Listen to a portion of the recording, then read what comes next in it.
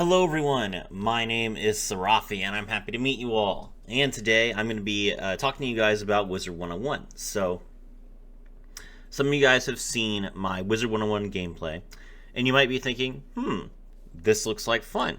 How do I get started? And if you are, I encourage you to, because this game is a lot of fun. It's very easy to pick up and learn, and the story is really cool, and it feels great to play with other people. So, there's a really good community around Wizard 101 as well. So let's talk about the different classes, and I'll help you try to pick which class is the best for you.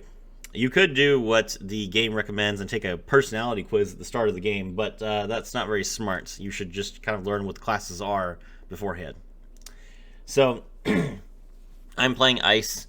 As you guys have seen in the Ice videos, I kind of shield and I wait for the fire to deal the damage.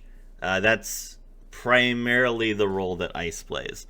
Ice can do some pretty good hits, especially after level 100, but for right now, most of their power lies in their ability to weather attacks, draw damage to themselves, and make sure that everyone lives. One of the quintessential best Ice spells is called Legion Shield, which is what we have here on the screen. 1 pip, and it gives a minus 45% damage award to your entire field. That applies to all incoming damage, so it doesn't matter what school it is. It takes 45% of the damage away entirely for your entire team. And you can do this every single turn, of course, because it's 1 pip. Now, it doesn't stack with itself, but if you apply one to someone who already has one, they'll just be protected for the next 2 times they get hit. So yeah, Legion Shield is a great spell. It comes fairly early for Ice. They actually get it before their Blade for some reason. And it's just this is a spell that you're going to be really excited to utilize. I think you guys will really enjoy playing Ice because you never die. And that's what's the most fun about games, right? Is not dying. So test yourself if you want to try and play this low damage, low accuracy school that can actually do some pretty crazy things.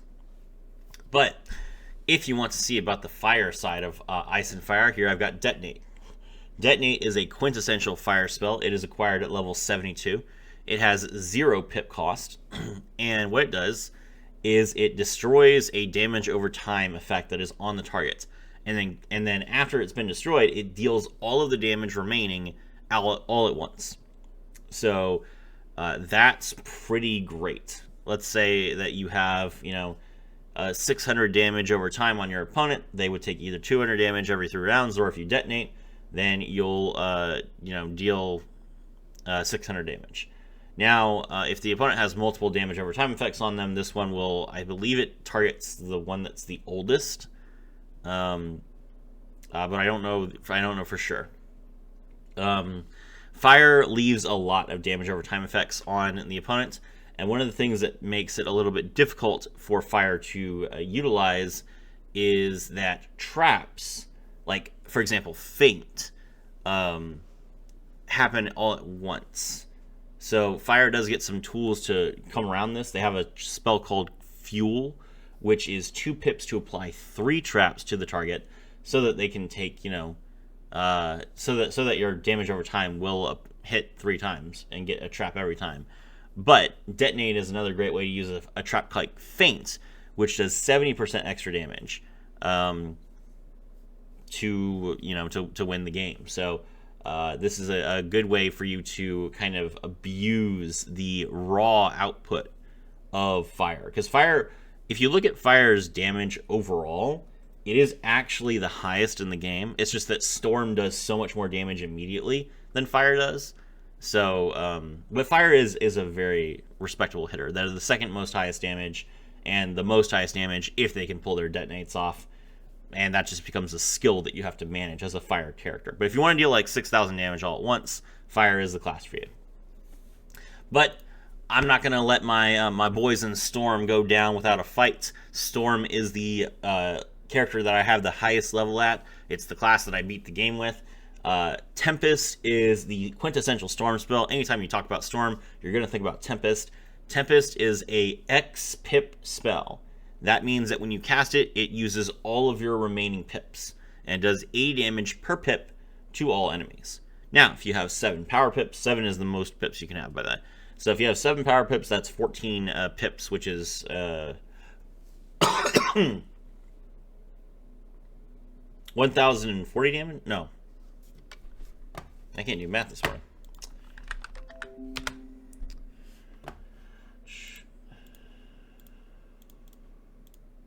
1,120 damage, which is a lot, of course. That's the highest damage of any AoE in the game, except for the ice version of Tempest, which comes way later. And the important thing about Tempest is, because you can use it with any number of pips, it can actually be used on the first turn. You might think, well, why would you want to do that? Well, it can be very useful for a high-level character to, clear low-level enemies. If you're helping your friends, or you're helping, random people out on the... what do you do when you've gotten to a level where you don't want to quest? Well, you help other people. Or you play in PvP. Or you go and use Monstrology and you farm low-level enemies. So Storm, with the ability to hit every enemy with just 2 pips, or even 1 pip, is one of the best classes at farming. Which is, that means that you can get gold faster. It means you can pick up items faster. It means that you can clear everything. And then, of course, against actual serious boss threats, Storm does the most damage, bar none. No one comes close. I have been able to crush Storm, people with Storm. I was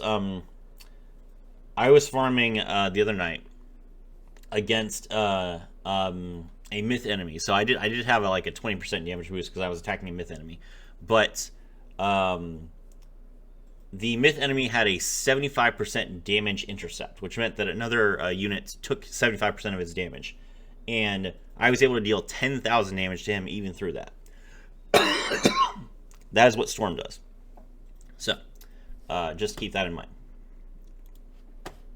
Next up, we have Balance. And there is no way to talk about Balance without talking about Balance Blade, which is the best spell probably in the entire game, to be honest.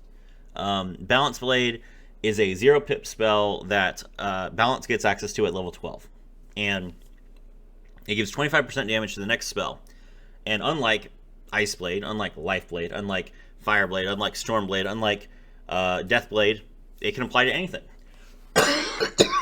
It is lower damage than all the other blades, but you give it to anyone. Anyone can make use of this. So Balance is the ultimate support class. They give so much extra damage and resources, extra traps, extra use to their allies, that they become a very useful party member to have. And Balance is just the way that you make sure that your entire team can pull ahead. An extra 25% damage, or an extra 30% damage from the Curse Trap, or an extra 35% damage from the Spirit Blade or Elemental Blade, extra 25% damage from the Spirit Trap or Elemental Trap. Balance has it all. They are able to make everyone stronger, including, they also have Blade Storm, which is a 1 pip spell that gives a 20% Balance Blade to the entire party. And they are the only class that gets access to a blade that can affect everyone. So that's a huge benefit to your whole team.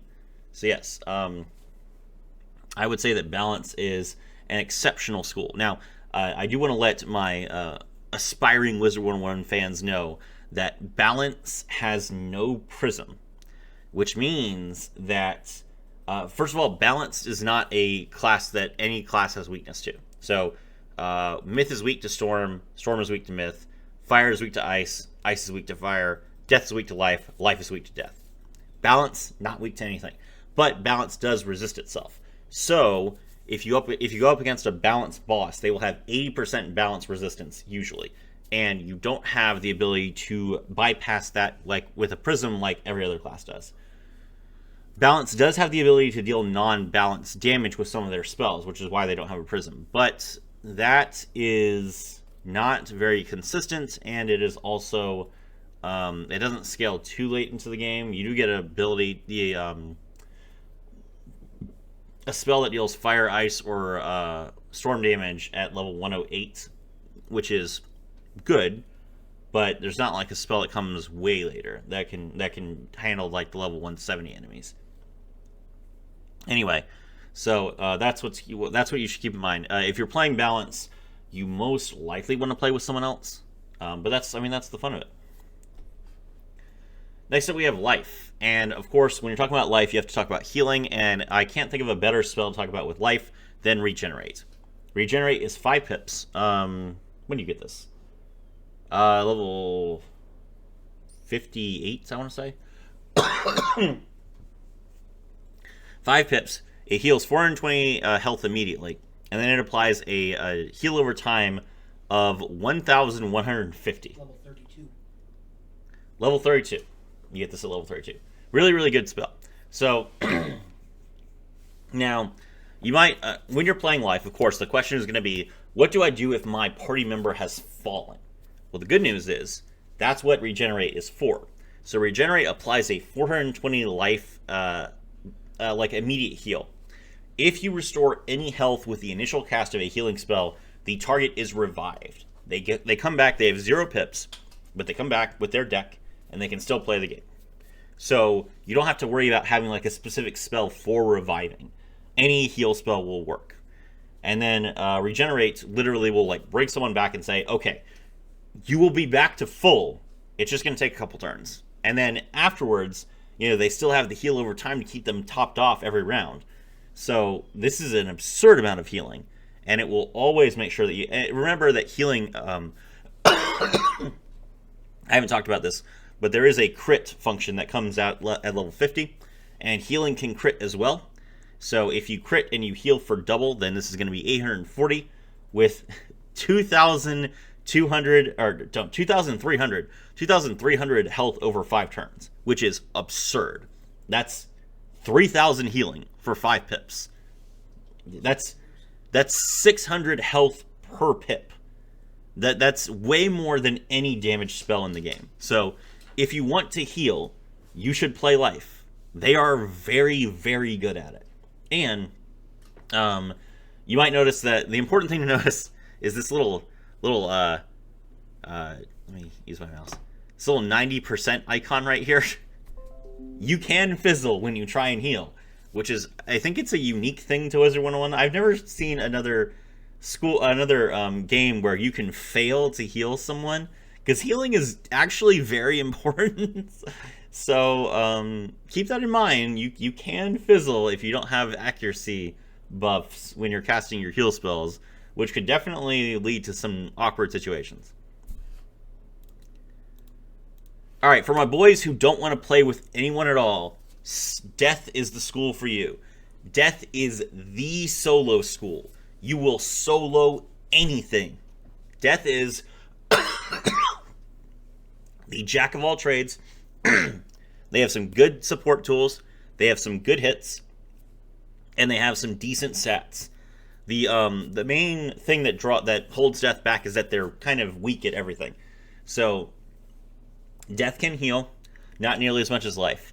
Death can hit, not nearly as much as Storm, Myth, or Fire.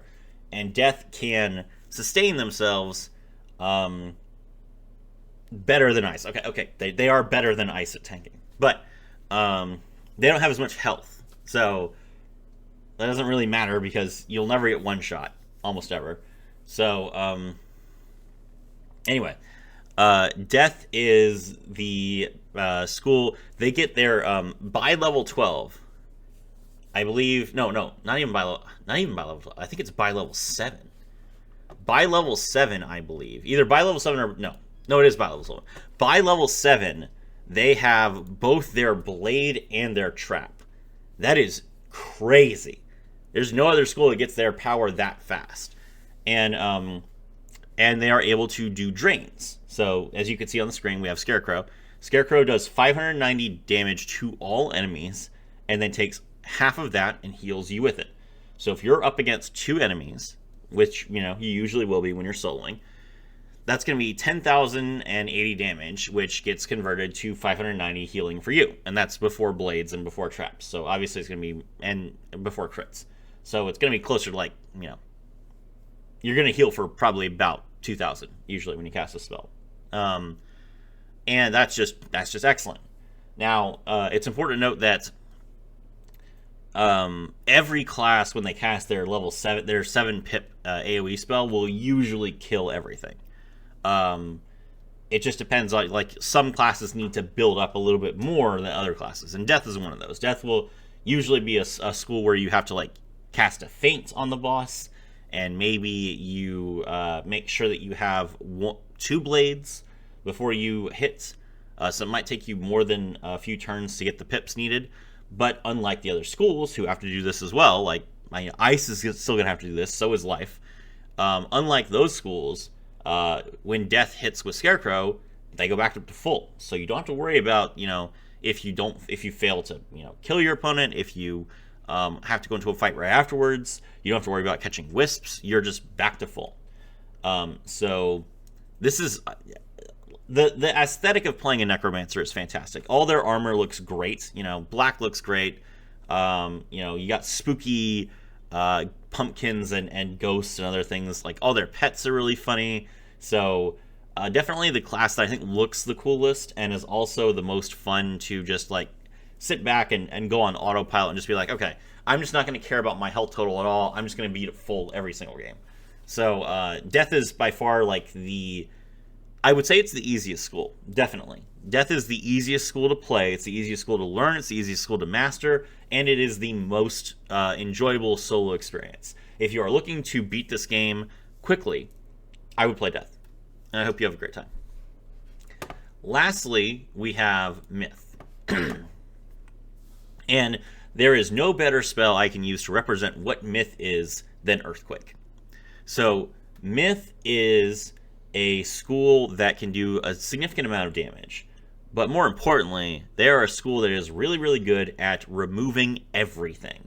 They can remove charms, they can remove blades, they can remove wards. They don't care. So Myth is the school for debuffing. Well, not debuffing, that's a mixture of balance and death, but removing buffs. I guess cleansing would be a good way. Cleansing. They're the best class at cleansing buffs, which you would think would be Life, but no. And that's pretty good, actually. So, Earthquake, when you cast it, it deals 370 myth damage to all enemies, and then it removes all of their blades. It removes all of their D-blades. It removes all of their wards, and it removes all their traps. So it just takes everything off the board for the enemy. But it will trigger any traps. So you don't have to worry about like, oh, what if I put a myth trap on it first? The myth trap will trigger before the damage is dealt, which means that you will still get the myth trap bonus. But if they have like a death trap on them, the death trap will go away. But if they have like a tower shield, the tower shield will go away.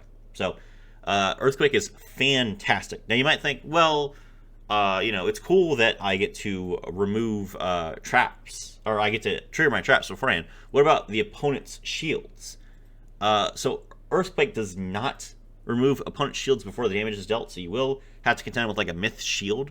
But Myth does have another spell called Mythic Colossus that does remove shields before it hits. So you have, like, Myth is excellent at dealing with shields. And so they are, they deal a good bit of damage, and they can take out storm enemies, and storm enemies have the lowest health but are the biggest threats. So if you want to play a safe game, a predictable game where you don't have to worry about a bunch of nonsense going on, and also not have to worry about getting one shot, Myth is the school for you. All right, that's the video. My name is Serafi, and I was thrilled to have all you guys with me.